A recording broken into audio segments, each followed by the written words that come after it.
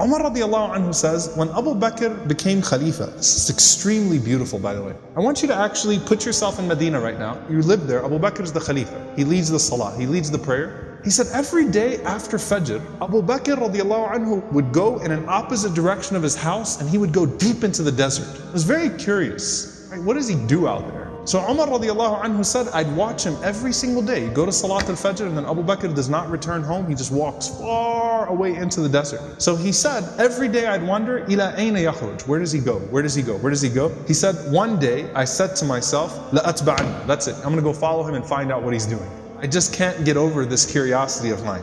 So Umar radiallahu anhu said, I kept the pace from him to where he was at the end of my eyesight, meaning I walked just as far away to where I could still see him. And then he said, I saw him go into this beat up old house. So Umar radiallahu anhu said, I quickly went and I hid behind. And he said, he spent a long time in there. It wasn't like a short amount of time. He spent a long time until after the sun was up, meaning it was getting hot. This is after Fajr, this is way past Duha, way past sunrise. And it got hot and then Abu Bakr radiallahu anhu left the home and he made his way back to Medina. He said, this is way out of the city of Medina now. This isn't even the city of Medina right now. Way out of the city of Medina. So Umar radiallahu anhu said, I waited until I could no longer see him, meaning he made his way back to Medina. And Umar radiallahu anhu said, I knocked on the door, okay? And he said, this woman opened the door. She was elderly, she was frail, she was blind, and there were a bunch of little kids running around, okay? So I said to her, Assalamu alayki, ma sha'nukum ya amatullah. I said, peace be unto you. What is your situation, O servant of Allah? And she said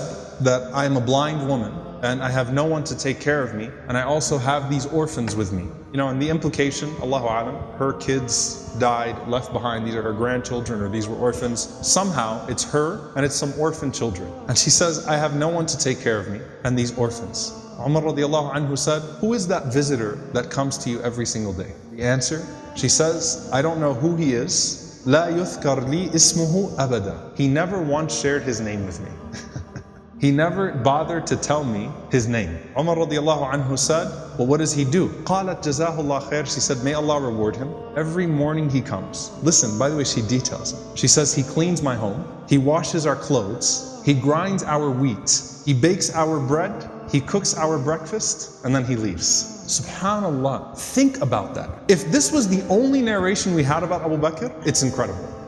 Seriously, the leader, the head of the ummah, the Khalifa, the most important man in the ummah right now, with his station, with his status, and he goes out every morning to this house and he doesn't even tell the woman what his name is. He's just consider me a secret fa'il khair, right? Just some good doer. Washes the clothes, cleans the house, grinds the wheat, bakes the bread, cooks the breakfast, and then makes his way back to govern the ummah. That is absolutely incredible. Umar radiallahu ta'ala anhu says, every single day, like, is this really what he does every single day? She said, every day, may Allah bless him. Umar radiallahu anhu said, do you pay him anything? She said, nothing. Umar radiallahu ta'ala anhu started to cry and he said, أَتَعَبْتَ الْخُلَفَاءَ بَعْدَكَ يَا أَبَا بَكْرِ. You have exhausted every successor of yours, O Abu Bakr. You've exhausted us. Anyone that comes after you is exhausted.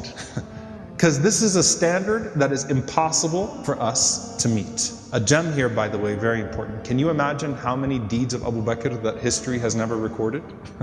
You know, the books of the fada'il, the virtues of Abu Bakr, the things that he used to do. Can you imagine how many of those secrets he actually managed to hide? And why did he not think of himself too good to still do that thing? And by the way, a lesson for all of us. If you're someone who does some khair that everyone knows about, you better have some khair that only Allah knows about, right? You better have some khair that only Allah subhanahu wa ta'ala knows about. And let it be an involved khair too, okay? An involved form of good. Not just a secret charity, but this is something that has a spiritual reminder and effect on him too, right? Going and visiting this elderly woman and her orphans every single day and doing those things.